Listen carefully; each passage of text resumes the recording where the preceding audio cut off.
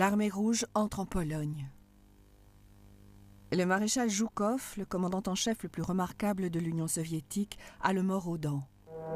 L'armée soviétique progresse sur un front d'une largeur de plus de 150 km. Même si les Allemands sont à court de ravitaillement, leur force de combat reste impressionnante. Grâce à leurs nouveaux Panzer, le Panthère et le Tigre, ils ont enfin des chars capables d'affronter le célèbre T-34 russe. Mais les Panzers ne peuvent pas grand-chose face à la supériorité numérique des forces soviétiques.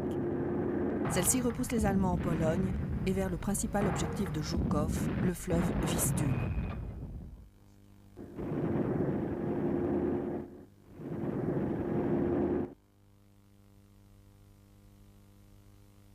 L'armée rouge prend Kirovograd. À Stalingrad, l'armée soviétique a découvert comment arrêter l'armée allemande en tirant profit, entre autres, du terrible hiver russe, surtout celui de l'année 1943-44. En avançant vers l'ouest, l'armée rouge traverse le Dniepr et prend la ville de Kirovograd à 115 km à l'ouest du fleuve. Les défenses allemandes sont en plein désarroi et les soviétiques poursuivent leur offensive avec l'artillerie et une poignée de tanks T-34 sans essuyer de lourdes pertes. Maintenant, les soviétiques ont la possibilité de prendre la route du sud et d'intercepter les forces allemandes restées en Crimée.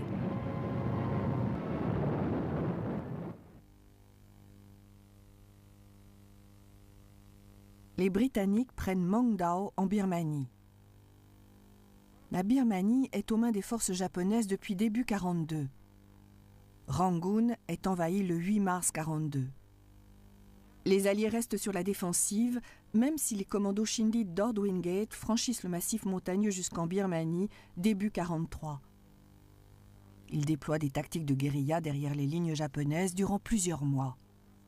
Mais il faut attendre 1944 avant que les Alliés arrivent à lancer une grande offensive dans la région, sur la péninsule d'Arakan et la ville de Mongdao, qui est à quelques kilomètres de la frontière birmano-indienne où se trouve aujourd'hui le Bangladesh. C'est l'une des premières conquêtes territoriales de la Grande-Bretagne dans cette zone.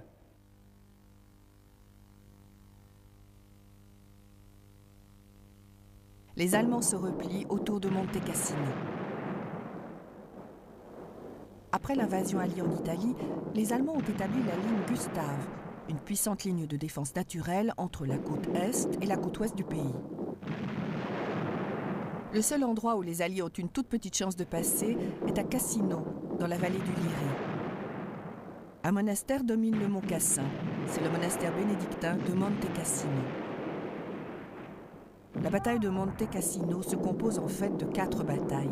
La première est livrée entre janvier et février 1944. Les Alliés foncent directement sur une défense organisée et tenace. C'est un véritable désastre militaire pour les Américains, qui tentent désespérément d'atteindre le sommet de Monte Cassino. Débarquement à Anzio. Quand la 8e armée britannique du général Montgomery franchit le détroit de Messine et que la 5e armée américaine débarque à Salerne, les Alliés ont le sud de l'Italie bien en main.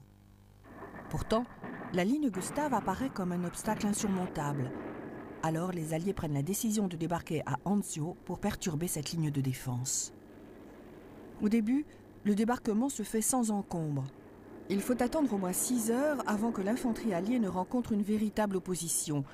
Et l'objectif de la mission, qui consiste à isoler la 10e armée du général Wittinghoff, est réalisable. Le maréchal Kesselring se met à rassembler toutes les forces disponibles. Il contre-attaque et stoppe l'avancée américaine.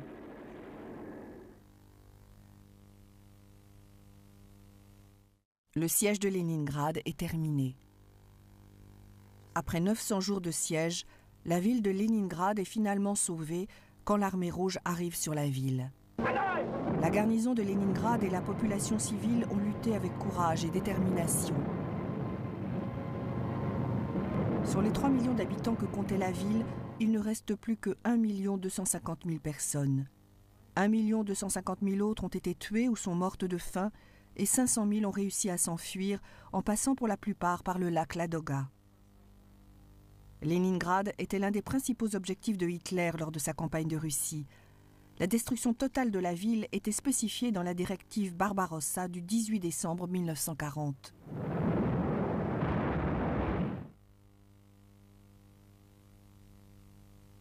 La 5e armée américaine est mise en échec sur la ligne Gustave.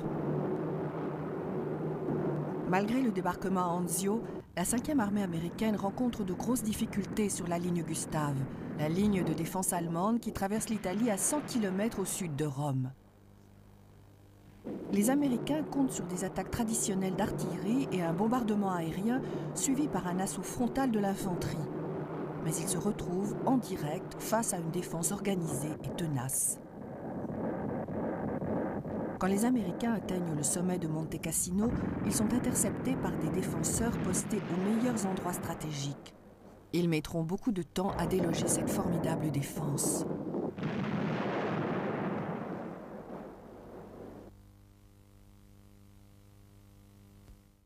Le maréchal Albert Kesselring lance une contre-offensive à Anzio.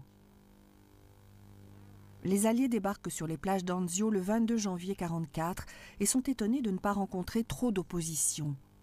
Les Allemands comptent sûrement sur la ligne Gustave dont tous les flancs sont renforcés. Mais le 7 février, le maréchal Kesselring décide de lancer une contre-offensive. On prétend que cette action n'est pas menée dans un but tactique.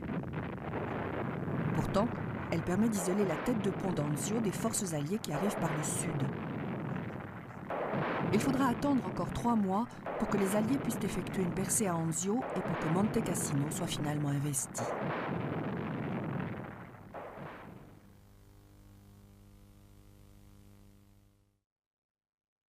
Le terrain d'aviation et le port de Truk sont détruits par les Américains.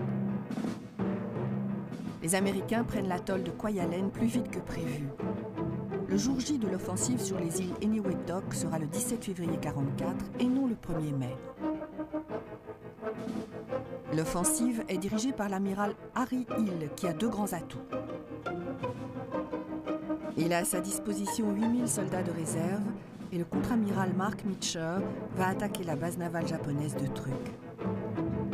À Truk, les Japonais perdent plus de 270 avions et environ 400 000 tonnes d'embarcations. Le débarquement à Eniwetok permet de prendre toutes les îles Marshall.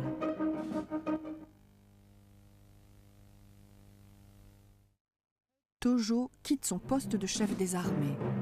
Hideki Tojo est né à Tokyo en 1884. C'est le fils d'un officier militaire et un partisan convaincu de la guerre totale. Il est ministre de la guerre durant les années 40-41. 2 mois avant l'attaque sur Pearl Harbor, il est nommé Premier ministre. Tojo gouverne alors le pays et dirige toutes les opérations militaires jusqu'en 1944, l'année où il tombe en disgrâce et démissionne quand la guerre n'est plus à l'avantage du Japon. En 1945, Tojo est arrêté pour être jugé comme criminel de guerre. Il tente de se suicider, pourtant il sera traduit en justice, condamné et exécuté le 23 décembre 1948. Les Américains attaquent les îles Mariannes. Après avoir réussi à prendre Eniwetok dans les îles Marshall, les Américains passent à leur prochaine étape dans le Pacifique, les îles Mariannes, à 2000 km au sud de Tokyo. Il est évident que les Japonais feront tout pour défendre un lieu d'une telle importance stratégique. Il faut procéder avec doigté, vu la grande concentration de troupes japonaises et la puissante force aérienne présente sur les îles.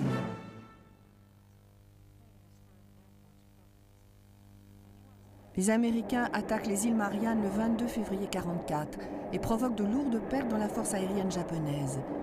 On se prépare pour des combats aériens encore plus importants durant la bataille des Mariannes qui sera livrée plus tard dans l'année.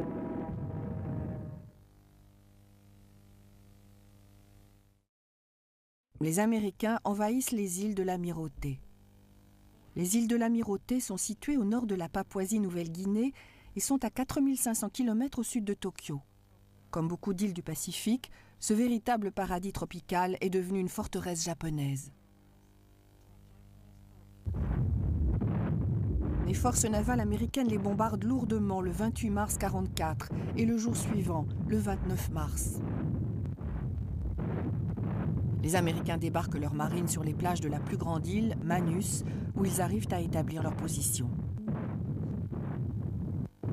L'invasion des îles de l'Amirauté n'est pas une bataille cruciale, mais c'est une autre pièce du puzzle qui permettra de battre le Japon.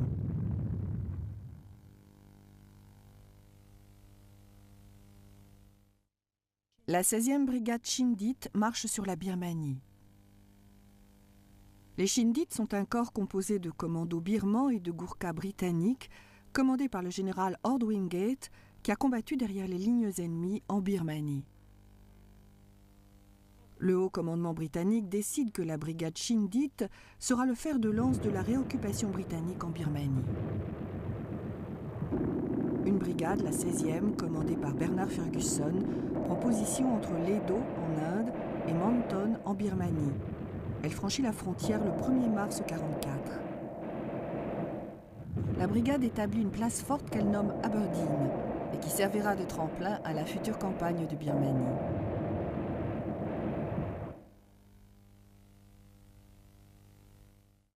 La RAF lance un raid sur Bordeaux. Début 1944, les Alliés imposent leur supériorité dans le ciel du front de l'Ouest. Ils frappent quotidiennement les cibles ennemies en Europe. Le 5 mars 1944, la RAF lance un raid massif sur le port de Bordeaux, qui est âprement défendu par la Luftwaffe et les HAK. Plus de 1000 bombardiers escortés par des chasseurs participent à cette mission. Le raid est tellement massif que les bombardiers qui sont encore à 30 minutes de la ville croisent la première vague d'avions qui est déjà sur le chemin du retour. Les dégâts dans le port sont importants et les pertes de la RAF sont légères en comparaison.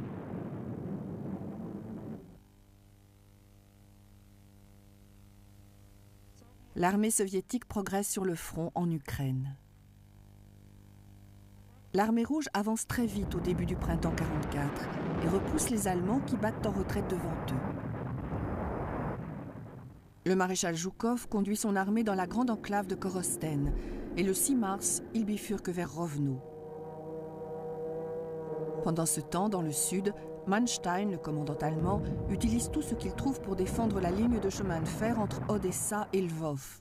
Mais les Allemands doivent quitter le fleuve Prout. Presque tout le front de l'Est est repoussé en Ukraine. Il est évident que les forces soviétiques sont en train de reprendre possession de leur pays et de se débarrasser de l'envahisseur.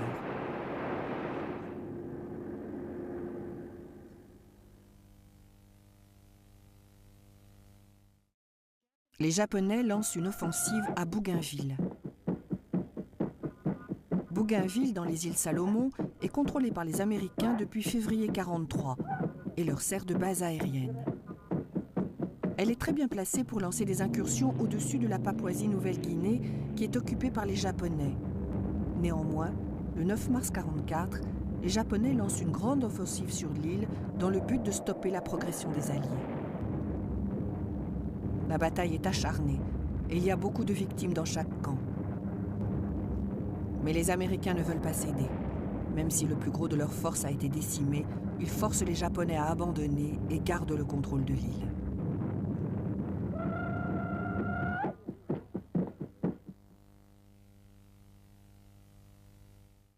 Important raid aérien sur Hambourg. Le commandement des bombardiers américains lance de plus en plus de raids de jour en Allemagne, tandis que la RAF continue ses bombardements nocturnes.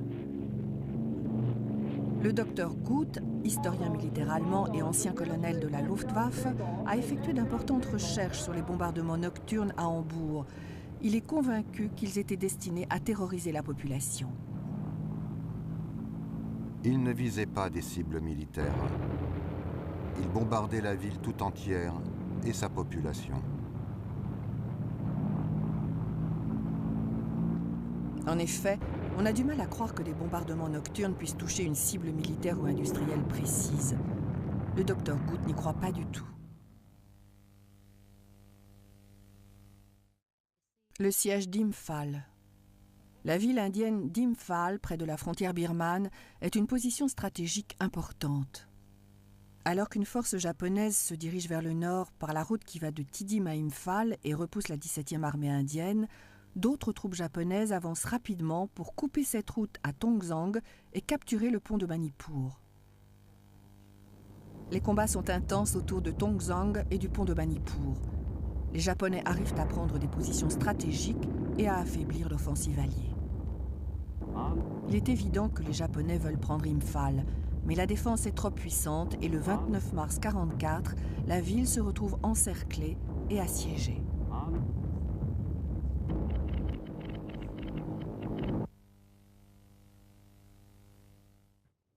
La RAF bombarde Nuremberg.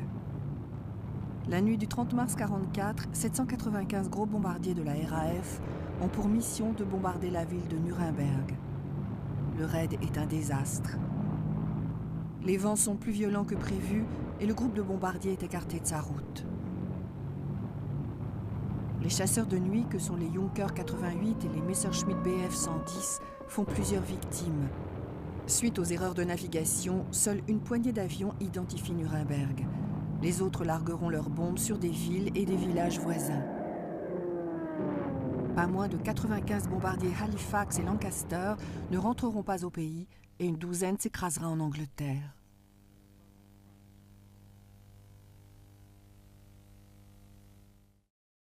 La prise de Sébastopol. Durant le printemps 1944, les Soviétiques avancent sereinement. Mais il leur reste une tâche importante, battre les forces allemandes en Crimée. La mission en est confiée au général Tolboukine du 4e front ukrainien. Il a le soutien de la nouvelle armée du général Eremenko, une force composée de 470 000 hommes.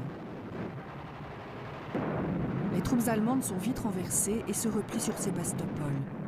Début mai, les Soviétiques lancent une offensive sur la ville. Cela prendra 4 jours de bombardements intenses, suivis par des combats à chaque coin de rue, pour que la nuit du 9 mai, Sébastopol passe sous le contrôle de l'armée rouge.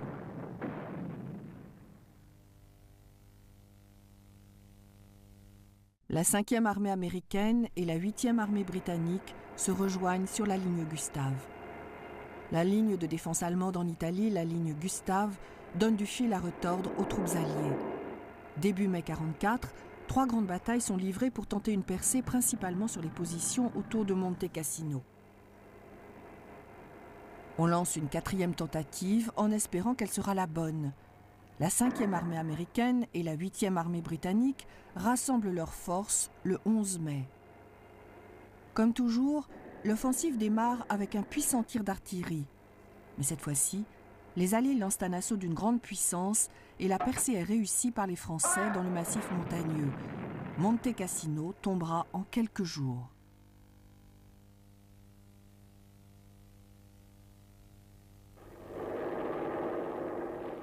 Une fois que la 5e armée américaine et la 8e armée britannique se sont rassemblées sur la ligne Gustave, les Alliés lancent une gigantesque offensive contre la ligne de défense allemande. Le 18 mai 1944, les Français font une percée dans les montagnes.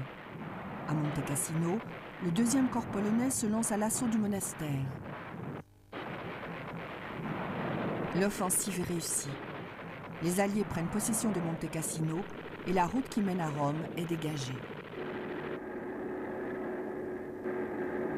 Les Alliés peuvent poursuivre leur avancée en direction du nord. Rome sera pris le mois suivant.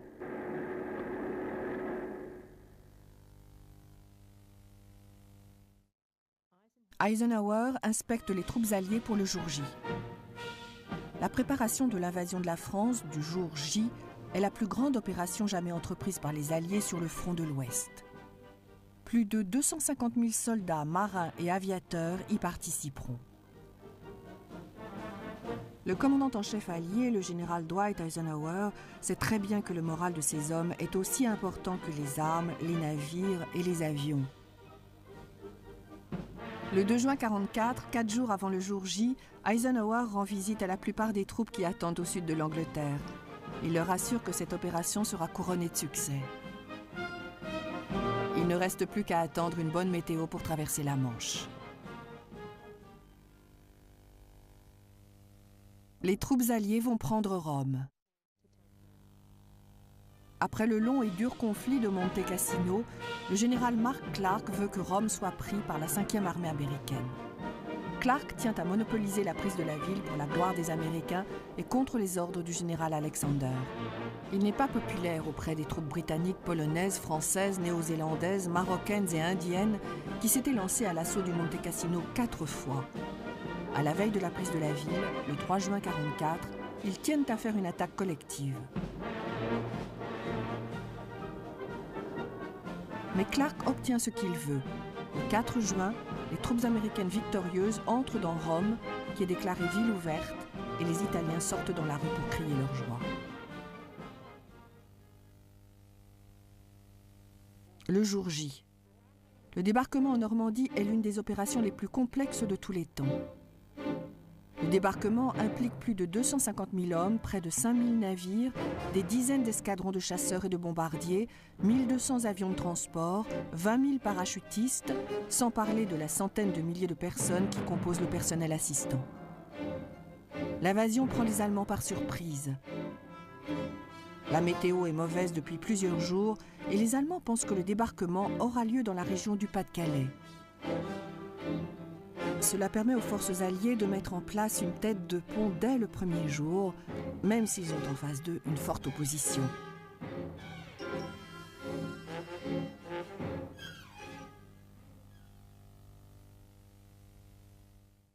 Vergeltung veut dire représailles en allemand et donne son initiale aux roquettes V1. Elles sont les premiers missiles lancés en guise de représailles. Le FI-3 vole pour la première fois le soir de Noël 1942, mais des raids bombardent le site de fabrication et retardent les séances de test. Les Allemands doivent installer le site ailleurs. Après avoir perdu d'autres sites de lancement en France suite à des bombardements, le premier V1 est lancé sur Londres le 13 juin. En moins de 2 semaines, plus de 2000 V1 sont lancés et la majorité atteint l'Angleterre. Heureusement pour l'Angleterre, toutes ne font pas mouche. Les chasseurs et les mitrailleuses en détruisent beaucoup en vol. Les Américains débarquent à Saipan. Les îles Mariannes, qui se situent à 2400 km au sud-est de Tokyo, sont le théâtre de l'opération amphibie la plus ambitieuse de la guerre. L'opération se déroule à merveille, et le matin du 15 juin 1944, ils débarquent sur les plages de l'île de Saipan. Une artillerie et un bombardement massif les couvrent. Ils rencontrent une opposition puissante. 30 000 soldats japonais les attendent, cachés dans des bunkers et des blocos en béton.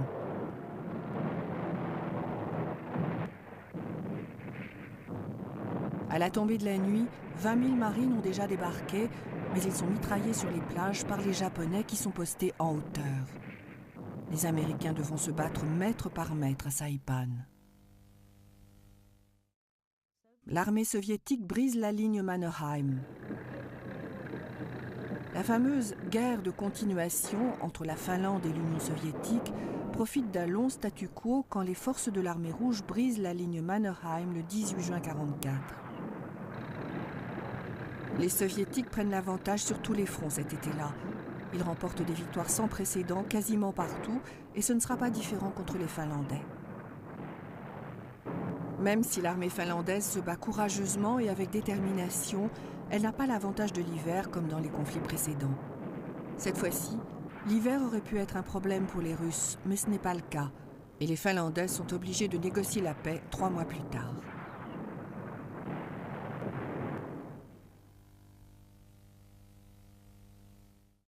La bataille de la mer des Philippines. L'invasion de Saipan le 15 juin 1944 oblige les Japonais à réagir avec force puisque les bombardiers américains peuvent dorénavant atteindre le Japon. Pour empêcher cela, la marine impériale décide de lancer dans la bataille ses derniers porte-avions avec sa flottille aérienne. La bataille de la mer des Philippines démarre le 18 juin quand les forces japonaises vont prendre position à l'ouest des Mariannes.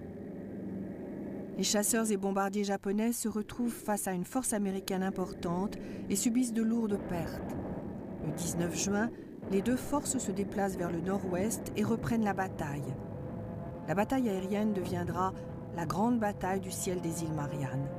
Les Américains ont la supériorité. La poche allemande près de Vitebsk est détruite.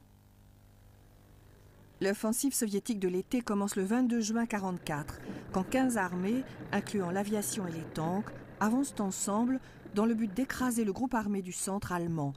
Plus d'1 million d'hommes avec 1000 Panzers et 1400 avions. En une semaine, les 3 grands bastions de la défense allemande sont réduits au silence. Vitebsk au nord tombe le 27 juin sous les attaques simultanées de l'armée du 1er front baltique de Bagramian et de celle du 3e front biélorusse de Tcherniakovski. Cet assaut final débarrassera définitivement la Russie de ses envahisseurs.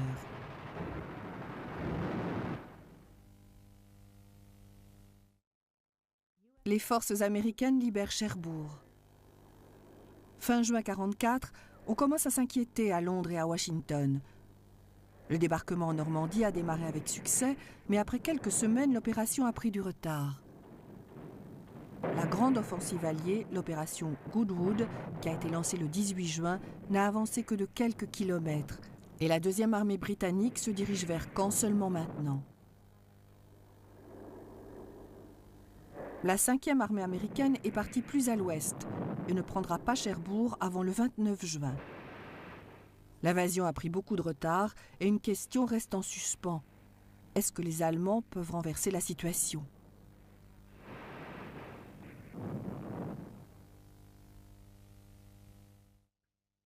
Deux têtes de pont soviétiques se retrouvent à Minsk. L'offensive russe de l'été démarre 3 ans jour pour jour après le début de l'opération Barbarossa. Les forces soviétiques repoussent les armées allemandes à la vitesse d'un blitzkrieg. Supérieurs en nombre, les T-34 écrasent les panzers allemands. Vitebsk est conquise le 27 juin 1944 et le 3 juillet, 2 têtes de pont de l'armée rouge se rejoignent dans la grande ville de Minsk, à seulement 450 km à l'est de Varsovie. En une semaine, presque toutes les armées allemandes sont repoussées derrière les frontières polonaises. Les Russes ne ralentissent pas leur progression et les Allemands reculent partout.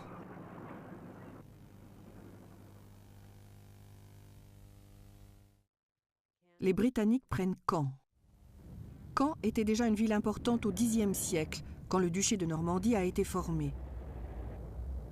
Après une campagne prolongée pour atteindre la ville, les Alliés lancent une attaque décisive le 7 juillet 1944 avec le soutien des bombardiers de la RAF. Caen est âprement défendu et la seconde armée britannique qui dirige l'assaut n'y entre pas avant le 9 juillet.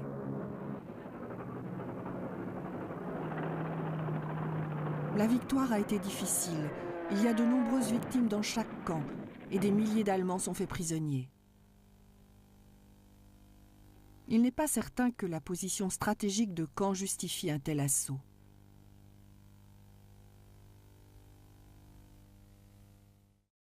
Les marines font une avancée à Saipan. La résistance des Japonais à Saipan est l'une des plus tenaces durant le conflit. Ils se battent pour chaque centimètre de l'île. Mais la détermination des Américains rend l'offensive possible le 4 juillet 1944. Elle se termine 3 jours plus tard, quand les forces américaines repoussent un assaut violent des Japonais. Ce qui va suivre est pire que la bataille en elle-même et sera l'une des tragédies de cette guerre. La propagande japonaise a persuadé la population que les Américains allaient les torturer. Des milliers d'habitants de Saipan se tuent ainsi que leurs familles. Certains jettent leurs enfants des falaises avant de se précipiter à leur tour.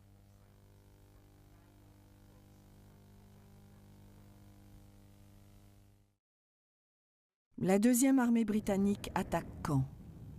C'est une déception. La ville de Caen n'est pas prise assez tôt dans la campagne de Normandie. Et ce qui n'arrange pas les choses, c'est que les Allemands en profitent pour renforcer leur défense. La 2e armée britannique, commandée par le lieutenant-général Sir Miles Dempsey, avance lentement en direction de Caen depuis mi-juin.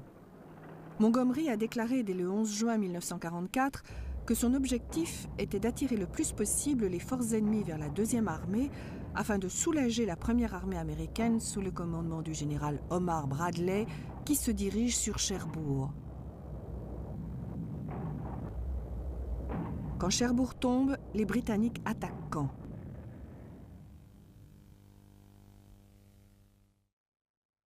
La voiture de Rommel est attaquée par la RAF.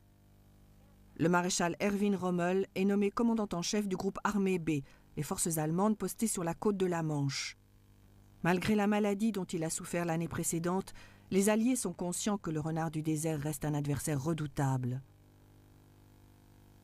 Ils marqueraient un sacré point s'ils arrivaient à retirer Rommel du problème. Ils mettent en place plusieurs projets et la chance est avec eux. Un avion de la RAF tire sur Rommel alors qu'il conduit sa voiture près de Livaro le 17 juillet 1944. Le crâne de Rommel est fracturé à 3 endroits, sa joue est arrachée et son œil gauche est en piteux état. C'est un coup dur pour la défense allemande en Normandie. L'opération Goodwood. L'opération Goodwood, l'une des nombreuses opérations minutieusement préparées en Normandie pendant les semaines qui suivent le jour J, est lancée le 19 juillet 1944. L'objectif est d'attirer les blindés allemands dans la bataille et de les mettre en pièces. C'est la plus grande offensive blindée que livrent les Britanniques. 3 divisions partent de la tête de pont à Horn. Elles sont épaulées par l'artillerie, 2000 bombardiers et un pilonnage intensif. La bataille dure jusqu'au 20 juillet. Même si les prises de territoire sont limitées, la mission qui consistait à réduire les capacités des panzers allemands dans le secteur est réussie.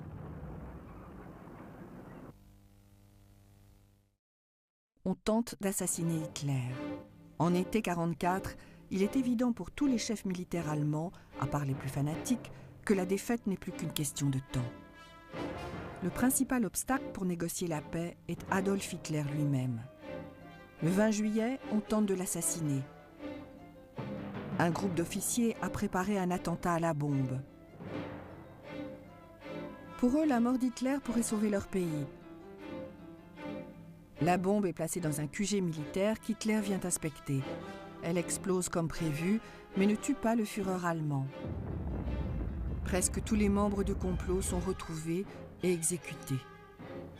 Même si Hitler n'est que légèrement blessé, il ne recouvrera jamais toutes ses facultés physiques et mentales. Les marines débarquent à Onguam. La bataille des îles Mariannes coûte très cher aux Américains et aux Japonais. Les marines débarquent à Eniwetok avec 20 000 hommes et doivent affronter une puissante défense japonaise postée au-dessus des plages. Il faut attendre le 21 juillet pour que les Américains puissent débarquer une force sur l'île de Guam. Et là, ils rencontrent le même type de défense presque fanatique qu'ils ont connu à Eniwetok. La capture de Guam et de Tinian, une île plus petite, ne se termine pas avant le 12 août. Elle fera plus de 20 000 victimes chez les Américains et au moins 40 000 chez les Japonais.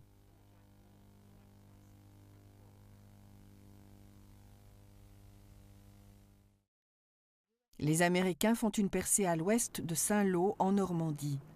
À la fin de juillet 1944, la première armée américaine commandée par le général Omar Bradley est ralentie dans le bocage normand autour de Cherbourg.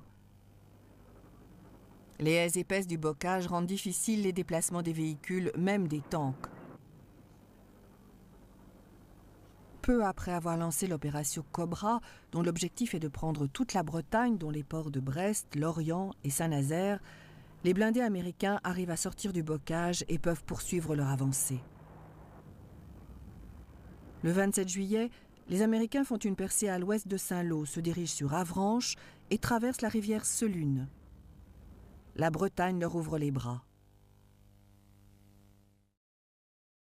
La tête de pont soviétique atteint la côte baltique près de Riga. La grande offensive de l'armée rouge continue à pousser les Allemands à battre en retraite sur tous les fronts. Le 29 juillet 1944, une tête de pont blindée soviétique commandée par le général Bagramian atteint la mer Baltique près de Riga, capitale de la Lettonie.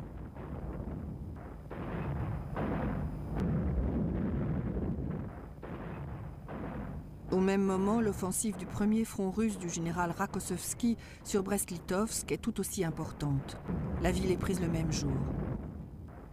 Cela ouvre une offensive en Pologne. En quelques jours, Rakossovski atteint le fleuve Bug au nord de Varsovie.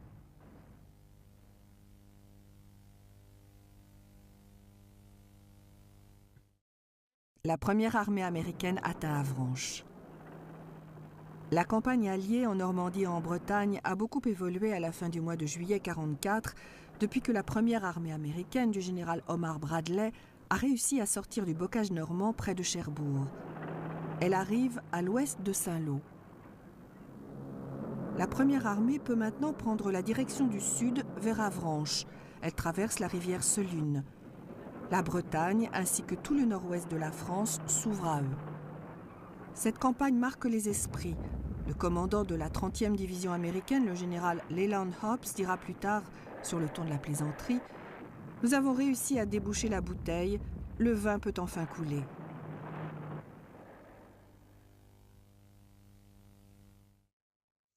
Varsovie se révolte. En 1944, la résistance polonaise est rassemblée dans la capitale, Varsovie. Alors que les soviétiques s'approchent de la ville, le commandant en chef de l'armée polonaise, le général Tadeusz Komorowski, décide qu'il est temps de tenter d'expulser les Allemands. La révolte de Varsovie commence le 31 juillet 1944 et les Polonais arrivent à prendre le contrôle de la ville. Ils attendent en vain l'assistance de l'armée du général Rakosowski, postée à quelques kilomètres au nord sur le fleuve Bug. Les Polonais sont vite à court de nourriture et de munitions, et quand les Soviétiques interdisent aux Alliés d'utiliser le terrain d'aviation de la région pour aider les Polonais, la fin est inéluctable. Le général George Patton commande la 3e armée américaine. Le général Patton prend le commandement de la 3e armée américaine le 1er août 1944. George Smith Patton est né en 1885 à San Gabriel, en Californie. Il fait ses études à l'Académie militaire des États-Unis au rang de 2e lieutenant. En France, durant la Première Guerre mondiale, Patton met en place une école de formation sur les tanks et commande une brigade blindée. Lors de la Seconde Guerre mondiale, il affiche un talent comparable à celui de Guderian et même de Rommel. Son rôle dans la bataille de Normandie est déjà très important. Ces nouvelles responsabilités lui permettront de montrer qu'il est le meilleur commandant de tanks des Alliés.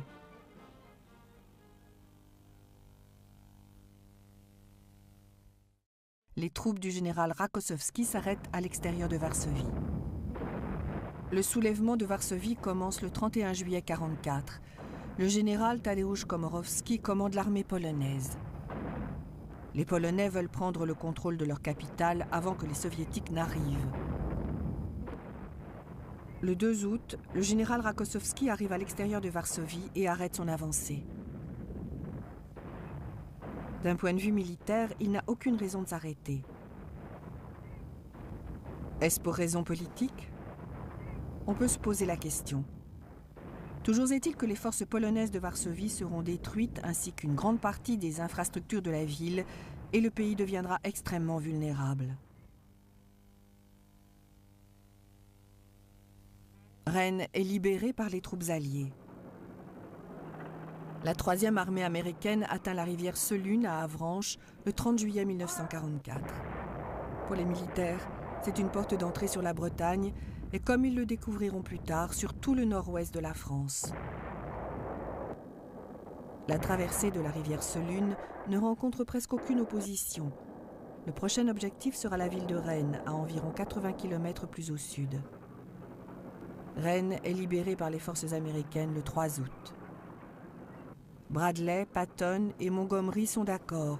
Il faut sécuriser la Bretagne très rapidement pour que les efforts des Alliés puissent se concentrer sur les principaux objectifs plus à l'est, le cœur de la France, Paris et la Seine. La 8e armée atteint Florence, au nord de l'Italie. Après avoir sécurisé Rome, qui est déclarée ville ouverte le 4 juin 1944, la route du Nord semble ouverte aux Alliés. Mais en raison de l'opération Overlord, on demande de toute urgence plusieurs divisions en Normandie. La remontée de l'Italie monopolise moins l'attention. Pendant ce temps, les Allemands établissent leur dernière ligne de défense en Italie, la ligne gothique au nord de Florence, entre La Spezia sur les Apennins et Pesaro sur la côte adriatique. Même si elle a ralenti, la 8e armée poursuit sa remontée. Les combats avec les Allemands retardent la progression et elle atteint Florence le 4 août 1944. les Alliés se retrouvent face à la ligne gothique. Nantes est libérée. Les Alliés sont pressés de libérer la Bretagne afin de pouvoir se concentrer sur la grande avancée vers l'Est, la Seine et Paris. Rennes est prise le 3 août 1944. Maintenant, les Alliés peuvent se diriger plus au sud, vers Nantes. Il est aussi très important de quitter ces haies de bocage très gênantes que l'on trouve dans cette région.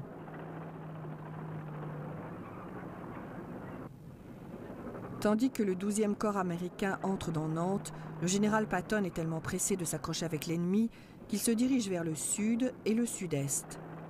Pour lui, son travail en Normandie est terminé.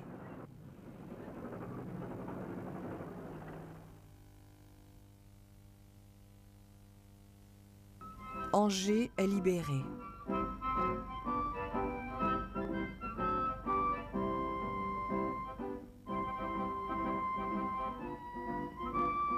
Le 2e corps d'armée américain poursuit son avancée après avoir pris Nantes.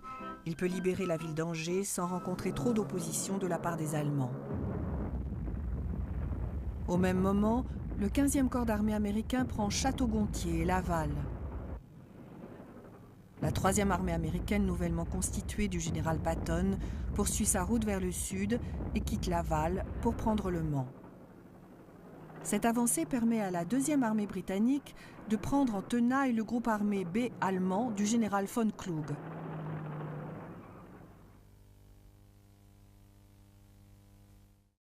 Argentan est libéré. Après la chute de Nantes et d'Angers, les forces américaines continuent leur grand nettoyage et la ville d'Argentan est prise malgré une défense acharnée de la part des Allemands. La guerre sur le front de l'Ouest tourne largement en faveur des Alliés et le Führer n'a même pas l'occasion d'organiser une riposte. Beaucoup de ses commandants appliquent le sauve-qui-peut et des milliers de soldats allemands se rendent aux armées américaines et britanniques. Dans la région d'Argentan, les Alliés font 50 000 prisonniers et enterrent plus de 10 000 Allemands. Ils prennent possession de 380 véhicules blindés, 700 pièces d'artillerie et 5000 camions. Les Alliés débarquent au sud de la France.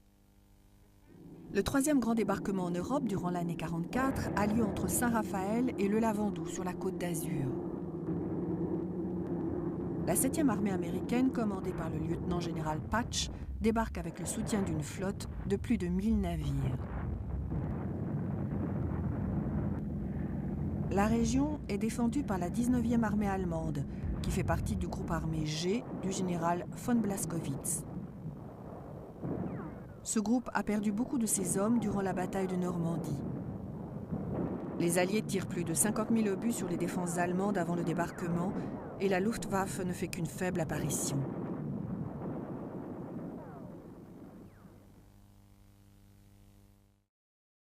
Deux armées allemandes encerclées dans la poche de Falaise. Les avancées rapides des Alliés en Normandie ont formé une poche autour de la ville de Falaise où d'importantes forces allemandes se retrouvent piégées parce qu'Hitler leur a interdit de battre en retraite. Mais les Alliés ne vont pas refermer le piège puisqu'on ordonne à Patton de suspendre son avancée. Cette inaction pousse le général SS Sepp Dietrich à ignorer les ordres d'Hitler. Il quitte la ville avec son 1er corps de Panzer SS quand il est encore temps. Il s'en est fallu de peu. Les Canadiens et le 5e corps américain viennent refermer le piège sur les forces allemandes qui sont restées. Lors de la chute de Falaise, les Allemands perdront environ 60 000 hommes. Les Soviétiques lancent une offensive contre la Roumanie, la Bulgarie et la Hongrie. 15 armées soviétiques ont lancé une offensive en juin 1944 pour arriver à détruire le groupe armé allemand du centre. Le 20 août, la 52e armée du second front ukrainien de Malinovski brise les défenses du groupe armé allemand posté en Ukraine dans la vallée du Prout. Une armée de tanks soviétiques la suit de près, tandis qu'un autre corps mécanisé entre en Bessarabie. La 6e armée allemande se retrouve totalement isolée. Puis, un coup d'État a lieu à Bucarest et les armées roumaines déposent les armes. Paris est libéré. Si le général Eisenhower avait eu le choix, il aurait évité Paris pendant la campagne de France et attendu que les Allemands se rendent, car il commence à y avoir un problème de ravitaillement. Mais politiquement, il n'y a pas d'alternative. Il est décidé, à la demande du général de Gaulle, que la 2e division blindée française, commandée par le brillant général Jacques Leclerc, mènera l'offensive jusqu'à la capitale française, soutenue par la 4e division d'infanterie américaine. Malheureusement, malgré l'enthousiasme, le danger est toujours présent et les deux formations souffrent beaucoup durant leur avancée. La 2e division blindée perd 71 hommes et 225 sont blessés, mais l'arrivée est triomphale. Les troupes allemandes à Paris se rendent. Même si la veille, les forces alliées sont entrées en vainqueur dans la capitale française, il y a encore du nettoyage à faire.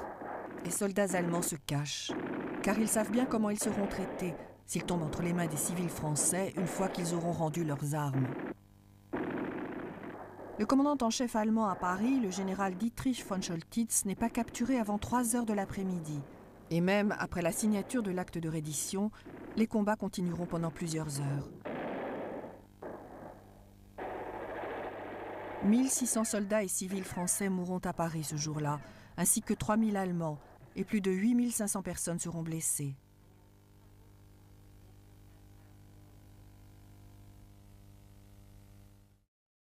Les Soviétiques prennent Ploiesti.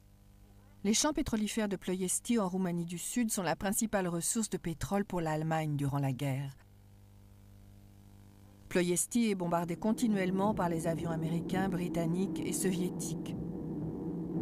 D'ailleurs, le premier raid américain sur les raffineries de Ploiesti, le 1er août 1943, est l'un des plus importants de la guerre. Il détruira environ 50% de la capacité de production. Même si la Roumanie signe un accord de paix avec les Alliés le 26 août 1944, Ploiesti continue à être défendu par les Allemands. Pourtant, les forces soviétiques prennent finalement la ville ainsi que les champs pétrolifères le 30 août.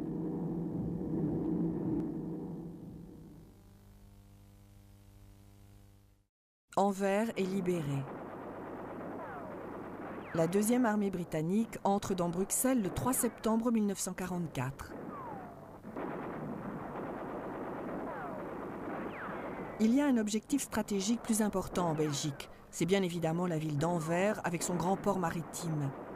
Il est primordial pour la campagne des Alliés en Europe d'établir une voie de ravitaillement. Comme ce port n'est pas trop endommagé, il peut jouer un rôle important. Les défenseurs allemands ripostent violemment. Ils utilisent tous les moyens possibles, dont les roquettes V2. Cependant, après avoir libéré Bruxelles, la 2e armée britannique se retrouve dès le lendemain aux portes d'Anvers.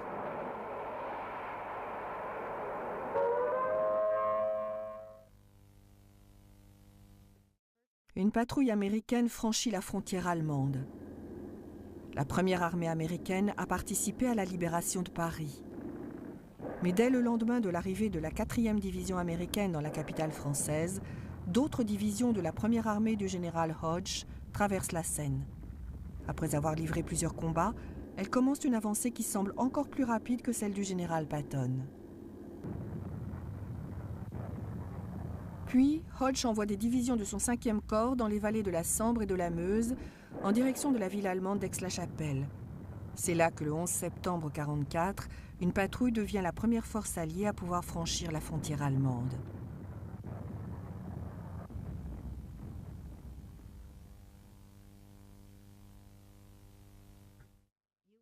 La première armée américaine franchit la frontière allemande près d'Aix-la-Chapelle. Une simple patrouille franchit la frontière allemande le 11 septembre 1944. Dès le 12 septembre, la principale force de la première armée américaine s'apprête à la suivre. Les défenses allemandes sont assez passives. Les commandants en chef alliés s'attendaient à une importante résistance devant la menace du Vaterland. Il s'avère que le pragmatisme l'a emporté sur le nationalisme. Le Rhin, qui est à quelques kilomètres plus à l'est, sera un important bastion allemand. la première armée américaine du général Hodge avance sur son prochain objectif, la ville de Cologne, située sur le fleuve si bien défendu. Les Allemands lancent une contre-offensive importante contre les positions alliées en Hollande.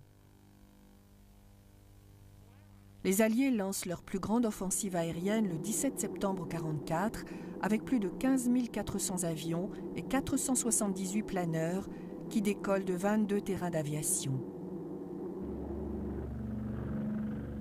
Le haut commandement allemand est conscient de l'impact qu'aurait un assaut victorieux sur les ponts du Rhin et lance une grande contre-offensive. Il s'ensuit une bataille inégale à bien des points puisque les parachutistes se retrouvent face à des panzers et à l'artillerie allemande. Ce chapitre de la guerre sur le front de l'Ouest comptera de lourdes pertes chez les Alliés. Les Américains débarquent à Ulithi. Un bombardement régulier du Japon est imminent depuis que les forces américaines ont pris possession de Saipan, Tinian et Guam en août 1944. Ces îles sont devenues des bases pour les nouveaux bombardiers, les superforteresses B-29. Cela veut dire aussi qu'il est moins urgent de lancer des actions sur les Philippines et les Carolines. Pourtant, les Américains poursuivent leurs opérations comme prévu et débarquent dans les Carolines de l'Ouest, à Peleliu le 15 septembre 1944 et sur Ulithi une semaine plus tard, le 23 septembre.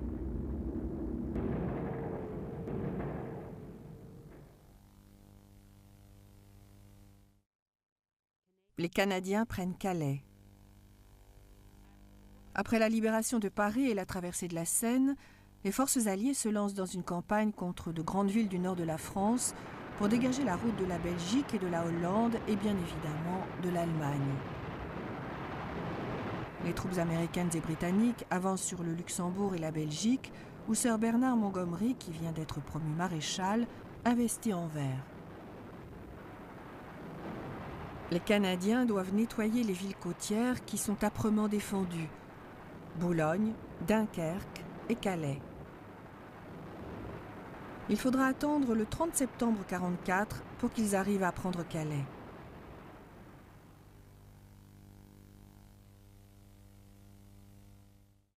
L'aviation américaine attaque Luzon. Les commandants en chef américains débattent longtemps sur leur prochain objectif. Le général MacArthur est le plus convaincant et on choisit les Philippines. Avant de débarquer sur l'archipel, il faut affaiblir au maximum la puissance aérienne japonaise. L'une de ces bases importantes est le terrain d'aviation Clark à Luzon, au nord de Manille, la capitale. En conséquence, le 11 octobre 1944, l'aviation américaine attaque des cibles à Luzon afin de préparer le débarquement prévu le 24 octobre.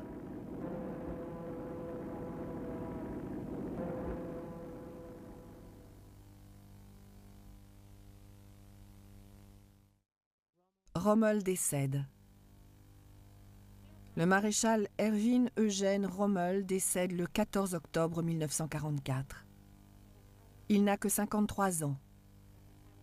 Pourtant, il fait une brillante carrière quand il rejoint l'armée allemande en 1910. Les exploits de Rommel en Afrique lui permettent d'obtenir ses galons de maréchal et son surnom, le renard du désert. En 1944, il commande les forces allemandes qui défendent le nord de la France. Mais il est poussé à la démission quand il est accusé de complicité lors de la tentative d'assassinat contre Hitler en juillet 1944. De nombreux historiens pensent que Rommel a préféré s'empoisonner plutôt que d'être traduit en justice. Les forces américaines débarquent à Leyte. Plus de 700 transports et navires de guerre alliés sont rassemblés à l'est de Leyte, une île des Philippines, le 20 octobre 1944. Des dizaines d'avions patrouillent au-dessus de la base. En quelques jours, le débarquement sur Leyte provoque le démarrage de l'opération japonaise Sho 1. Cette offensive navale a pour but d'interrompre et de détruire, si possible, le débarquement américain. Pendant ce temps, le débarquement sur Leyte est difficile. Les Japonais font le maximum pour repousser les forces américaines qui réussissent à mettre en place une tête de pont. En moins d'une semaine, le débarquement est réussi.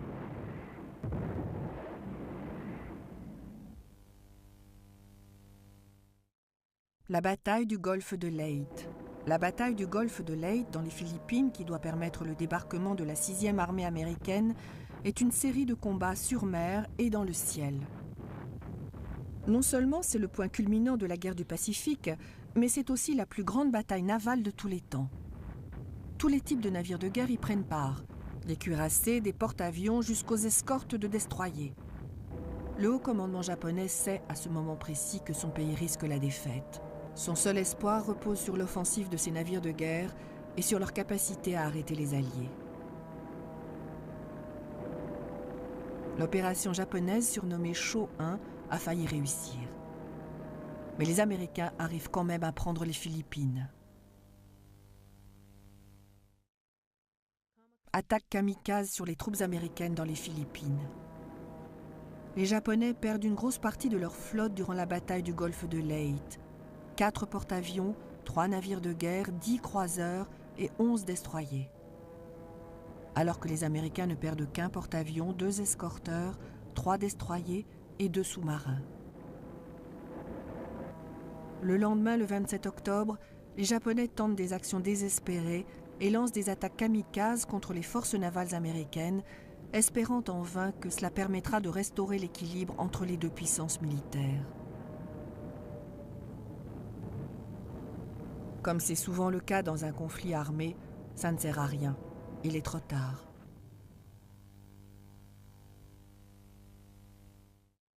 Roosevelt est élu président pour la 4e fois. Franklin Delano Roosevelt fait de la politique depuis son élection au Sénat de l'État de New York en 1910. Il avait 28 ans. En 1929, il commence son premier mandat de gouverneur de New York. Il en fera 2. Puis, il se présente aux élections présidentielles en 1932 et les remporte grâce à son fameux New Deal. Les années de guerre obligent ce président très populaire à diriger son pays durant l'une des époques les plus dangereuses de son histoire. Il donne aux États-Unis un rôle de leader dans la guerre. Personne n'est surpris quand Thomas Dewey est battu durant l'élection de 1944. Roosevelt entame son 4e mandat, un événement sans précédent. Les Lancaster de la RAF coulent le Tirpitz dans le fjord de Tromsø. Le cuirassé allemand Tirpitz est ancré dans le Haltenfjord, au nord de la Norvège, en septembre 1944. C'est trop loin pour les Lancaster de la RAF. Ils ne pourraient pas retourner au Royaume-Uni. Alors les escadrons numéro 9 et 617 s'envolent jusqu'à Jagodnik, d'où ils attaquent le 15 septembre. Mais une seule bombe touche le navire. Le Tirpitz se déplace alors vers le sud jusqu'au port de Tromsø pour des réparations. Et le 12 novembre, les 2 mêmes escadrons de Lancaster lancent une attaque sur le cuirassé allemand. Le Tirpitz chavire et n'est plus en état de faire la guerre.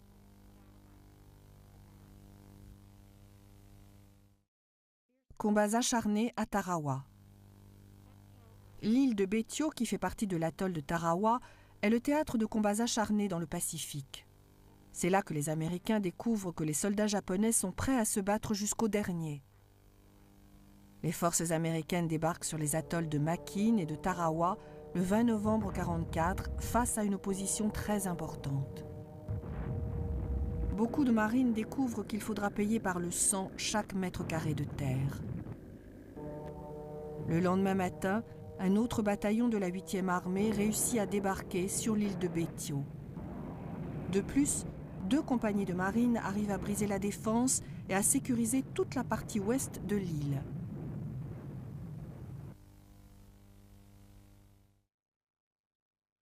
Les Alliés franchissent le Sahara. Les forces alliées en Europe continuent leur progression et rencontrent peu ou aucune résistance de la part des Allemands. Même les défenses naturelles du Vaterland, les rivières qui vont du sud au nord du pays, sont franchies sans trop de difficultés. La Moselle et le Rhin posent quelques problèmes aux troupes américaines et britanniques. Le 24 novembre 1944, les forces américaines traversent le fleuve Sahara. Cependant, les objectifs seront de moins en moins évidents à réaliser durant les prochaines semaines. Les Allemands voient que ça tourne mal et préparent leur plus grande contre-offensive du front de l'Ouest. La bataille des Ardennes sera leur dernière grande riposte.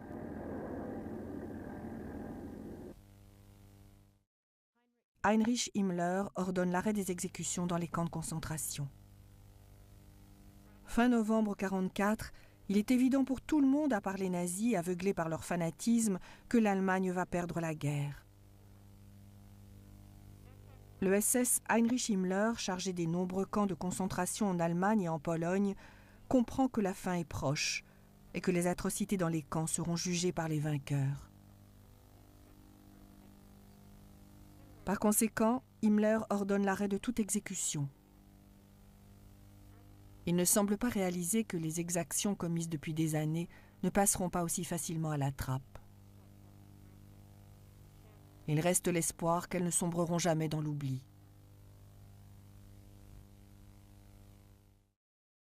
Les Soviétiques traversent le Danube. Les armées russes, sous le commandement des généraux Malinovski et Tolboukine, sont confrontées à des renforts allemands en Hongrie. Quand le leader hongrois, l'amiral Horthy, retire son pays des forces de l'Axe, le haut commandement allemand ordonne aux troupes postées en Autriche de défendre la ville de Budapest contre les forces soviétiques qui avancent vers le nord de chaque côté de la capitale hongroise. L'avancée est lente et difficile et il y a beaucoup de victimes dans chaque camp. On progresse moins vite que dans les précédentes campagnes. Mais finalement, le 29 novembre 1944, les Russes parviennent à traverser le Danube. L'aviation américaine attaque les terrains d'aviation de Luzon. On est en décembre 1944 et les forces américaines, dont la 6e armée du général Kruger, affrontent une puissante résistance japonaise dans les Philippines depuis quelques mois. Mais elles restent déterminées à prendre l'archipel. Jusqu'ici, les Japonais ont réussi à garder quelques terrains d'aviation importants depuis lesquels ils peuvent lancer des raids contre les forces américaines et contre les porte-avions transportant l'artillerie et l'aviation. Le 14 décembre, les Américains lancent une offensive importante sur les terrains d'aviation japonais de l'île de Luzon. À présent, l'opposition est plus faible et les forces aériennes impériales sont sérieusement endommagées ou détruites. Les Américains débarquent à Mindoro pour construire des terrains d'aviation. L'aviation américaine attaque les bases aériennes japonaises sur l'île de Luzon, dans les Philippines, le 14 décembre 1944. L'assaut est surtout mené par des transporteurs, puisqu'il est primordial pour les Américains de construire leur propre terrain d'aviation dans la région. Le lendemain de l'attaque sur Luzon, le 15 décembre 1944, les forces américaines débarquent sur l'île de Mindoro, au sud de Manille, afin d'y établir leur terrain d'aviation. L'opération est accomplie en quelques jours et le premier avion de combat allié peut être débarqué pour commencer des sorties sur des cibles ennemies.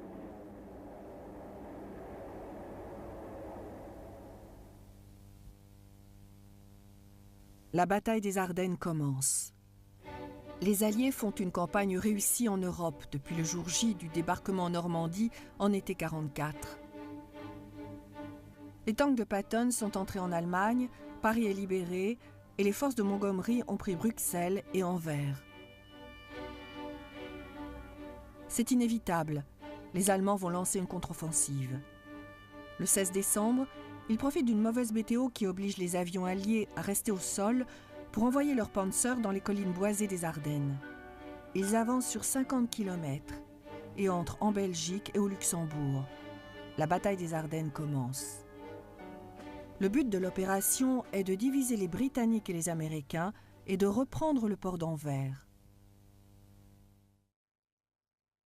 La 101e division américaine assiégée à Bastogne. La bataille des Ardennes est livrée le 16 décembre 1944. Les Allemands ont un objectif fou et ambitieux, celui de prendre le port d'Anvers. La poussée allemande forme un saillant, celui des Ardennes, qui s'étend jusqu'en Belgique. Ce saillant est pris d'assaut par les troupes de Montgomery au nord. Et au sud, les 82e et 101e divisions américaines quittent les lignes de Patton pour remonter au nord. La 82e avance sur Saint-Vith, tandis que la 101e s'arrête à Bastogne et résiste aux attaques allemandes jusqu'à ce que l'armée de Patton vienne la soulager 5 jours plus tard.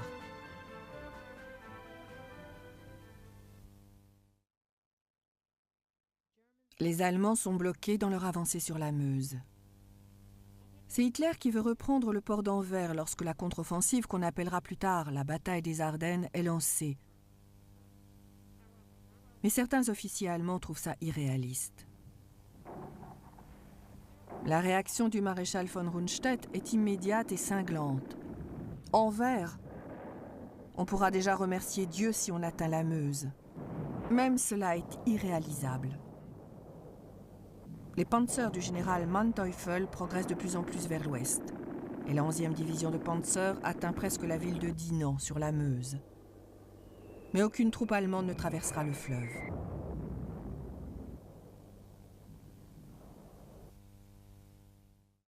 Renversement de situation durant la bataille des Ardennes, quand la météo change.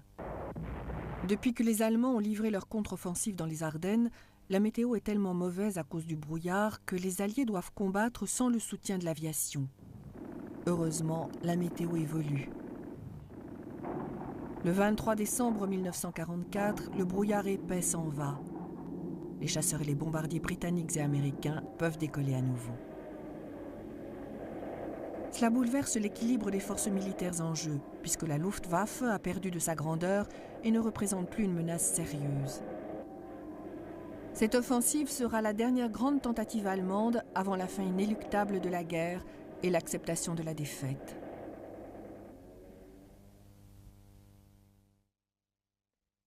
L'armée soviétique encercle Budapest.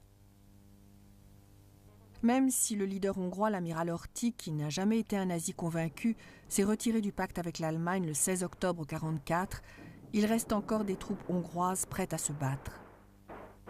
D'ailleurs, les dirigeants soviétiques pensent qu'avec 180 000 soldats allemands et hongrois présents dans Budapest, il ne leur est pas possible de prendre la ville de front. Ils décident d'organiser un siège en faisant venir une artillerie ultra lourde qui se trouve en Union soviétique à des centaines de kilomètres de là. La mise en place du siège se termine le 27 décembre. Pourtant, l'assaut final devra attendre l'année 1945. On fête le colonel Rudel. Hans-Ulrich Rudel, l'officier le plus décoré de la Luftwaffe, devient une légende durant son vivant. Il est récompensé par la hiérarchie nazie pour ses combats sur le front de l'Est, où il a détruit plus de 600 tanks ennemis. Il sera capturé par les Britanniques et ne sera pas apprécié par tout le monde. Il nous a dit « Donnez-moi un Spitfire et mettez vos 2 meilleurs pilotes de chasse à 2000 pieds au-dessus du terrain d'aviation. Je décollerai pour les descendre et puis je rentrerai chez moi, en Allemagne. » Il était d'une grande arrogance.